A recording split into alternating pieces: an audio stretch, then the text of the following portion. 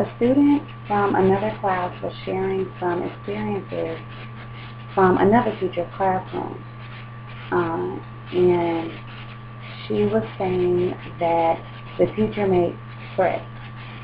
And I just asked her exactly what she meant. I asked her to explain that a little bit further for me. And so the student went on to say that she did not mean threats, quote unquote, per se, but more so that she would say, if you do this, then I'm going to do this. If you do this, then I'm going to do this.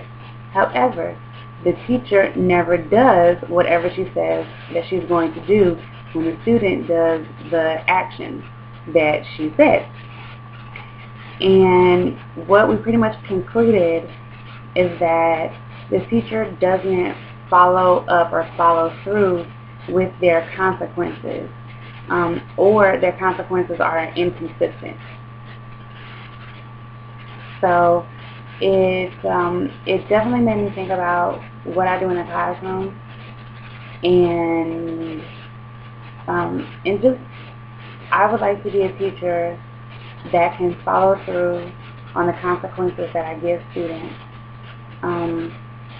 realistically, because it's hard to do so many documenting and paperwork types of things as a teacher, just because you do have a lot of more important things to do. I think that it's more important to continue teaching and reviewing homework, things like that, over sitting down to fill out 2 pages of recounting the day of a particular student. Although, yeah, you do need to document whatever it is. If there is a problem, you do need to document it. There has been some type of problem. But I think that I'm leaning more towards a student-centered way of documenting it. For instance, something that I thought of for students who come to class unprepared is pretty much maybe a half sheet of paper.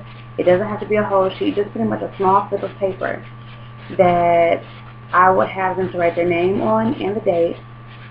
And it would pretty much say something to the effect of, today I did not have, and then I would have check boxes for paper, pencil, book, whatever else they might need.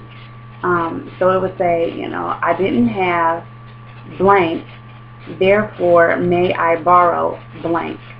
Now I did just think about possibly adding another sentence to that says, I chose. Well, I think that's something that I want to be in there anyway, because a lot of times I don't think students really realize that a lot of the consequences that they face, whether they are severe consequences or just really small consequences, such as you have a 0 right now, those things occur because of choices that you've made. And I mean, even speaking for myself as a student, I know that in one class I am in a difficult position because I know that there's some things that I have not done, and I know very well that this teacher might not respond very positively to that.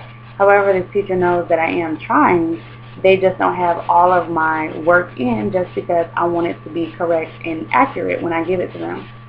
But I'm saying all that to say, I want a lot of my student-centered documentation to state, I chose to or I chose not to, knowing that these things could happen. So going back to the slip of paper for students who come to class unprepared, I think I wanted to say something like, I chose to come to class without blank. May I please borrow blank? I know that coming to class unprepared can have negative consequences on my learning and therefore my grades. And I think that's a good way to, I'm hoping, deter them from coming to class unprepared. And then, like I said, I want to kind of use it almost as a bartering thing.